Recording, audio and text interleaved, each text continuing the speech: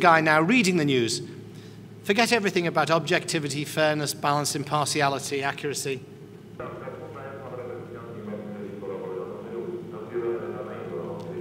You're sold, you read your news. Now, in that atmosphere, Mesrop appears. Mesrop had A1+, which was a television station in Armenia. He was closed because he dared to question the authorities. Good for him, he took it to the European Court of Human Rights. Now, Armenia is not in Europe, but it's under the Council of Europe. And under the Council of Europe, and through taking it to the European Court of Human Rights, over a 5-year period, he fought and he won back his right to broadcast. But during that period, he would broadcast from basements with little packs of small cameras. And they would have to move. When I was there once, we had to move twice. And they would edit in the dark. And they would make television packages, but they had no transmitters. So they sent them in taxi buses, sometimes 5 hours over the mountains. These are the buses. Goodness knows how they got there. But they sent them out to affiliates who broadcast them. Such was Mesrop's determination not to be silenced. This is his website. Again, the same philosophy as Juan Ruben Zamora in Guatemala, an insurance policy for media freedom. Same as the point that Shahid al-Islam made. When you get a following, when people know you're there, when you're blogging, you're no longer alone. It's a very important point that the crucial mass of people who know the key bloggers, all these bloggers we see imprisoned in China, they would never have been known about had all the other bloggers not told their story and repeatedly told it until something happens.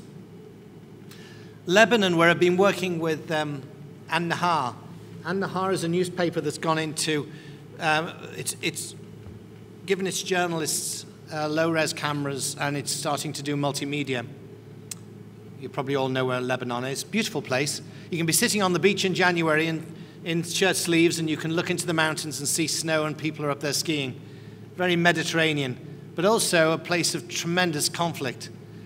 This is An-Nahar's website in Arabic, and up here is Gibran. And Gibran was the editor of An-Nahar who dared to try to stand for balanced, impartial, fair, accurate, objective news. Dared to try to shine the light on those who didn't want publicity. Dared to try to challenge the executive with strong, robust journalism. Very much a man of the people. People loved him until he was killed in a car bomb. And these are the obituaries. And then 2 years later, his editor-in-chief was killed with a car bomb. And 3 months ago, I was with them trying to work out their now new media strategy. I'll still use the term. And they have to have armed guards around the building because they're no longer safe. To get into the building, you have to be searched. You have to have mirrors under your car. There's no underground car park. The nephew of Gibran, Wadi, is still there. Every day he has to take a different route home. And these are people who are, when we talk about traditional media, it's not just the BBC, CNN, Al Jazeera. There's people like these who are at the edge of freedom of expression, who are risking everything, who are in many ways doing what some of the brave bloggers are doing around the world, telling the story as it is. Macedonia, crucial place at the bottom of the Balkans, on the borders with Bulgaria, Greece, Albania, Kosovo, Serbia. Here we had another group I've been working with, Risto Popovitsky, who has built a news organization called MacFax, who tries to give every side in the story. And the powers that be don't like that.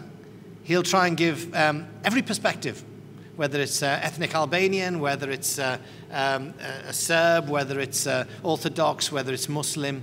And the government tried to close his website down by suddenly imposing these phantom taxes that didn't exist for anyone else.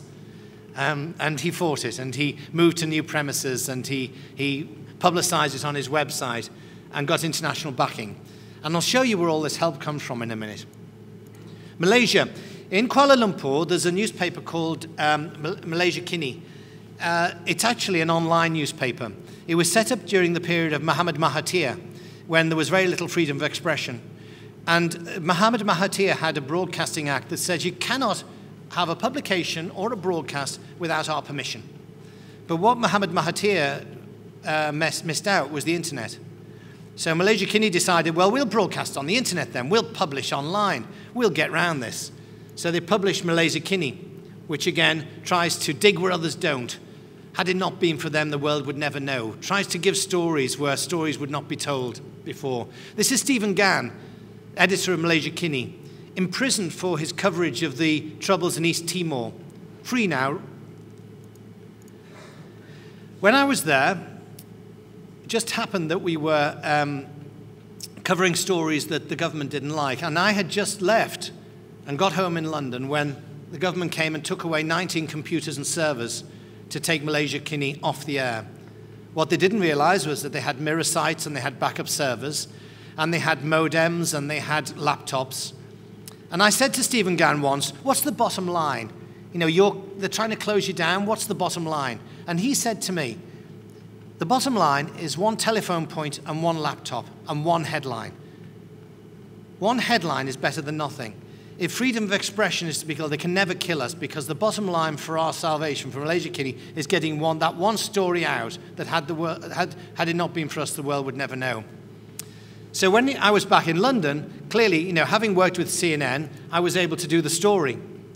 I put the story out on CNN, in the mainstream media, if you like, on CNN Online. It was covered by the news operations, and that evening there was a candlelit vigil of 2,000 people outside the government of Malaysia Kini demanding the government return the servers, which they did, and Malaysia Kini went back online. Over in Indonesia, just down a little ways from Kuala Lumpur, is Tempo magazine. Tempo Interactive is, again, people who are telling stories that you won't often get in the newspapers or mainstream media in the West. But of course, in that country, if you criticize those in power, you can get put in prison for libel laws. That's not the same in the West. You cannot usually be in prison for libel. It's seen as a civil crime rather than criminal. But in these countries, these people were, defamation was used to try to silence these journalists. Luckily, it was overturned, so they were spared that. In Yemen, bloggers have been put in prison. This is a blogger who's been writing for my site, Media Helping Media.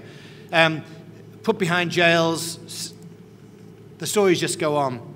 But of course, I've built a website to try and get their stories out. So as the stories get out, I'm clever with the tagging, as you guys probably are. So you put all the keywords in, and you know that if you get a friend who's been in prison for blogging in Yemen, and you tag properly, the mainstream media will pick it up, and there's a good chance that the story will suddenly become a story. Think of 10 years ago, that wouldn't have happened. There was no way that a soul living out in one of these countries could get that sort of support without a massive campaign. Now, here are some of the people who will be there and are watching all these tags, are watching all these bloggers and campaign tirelessly on behalf of people who tweet and who blog. The World Association of Newspapers, WAN, massive campaign to try to keep an eye on the journalists out there are using non-traditional means. There's the Committee for the Protection of Journalists, websites I'm sure you all visit. Big sections on how to keep an eye out for bloggers. There's Amnesty International. I work as a consultant with Amnesty International to try and help them understand how media is changing and where to keep a watch out for those who are at risk. International Freedom of Expression Exchange, again, they look at all the areas around the world where journalists, bloggers, people tweeting under threat. More and more sites.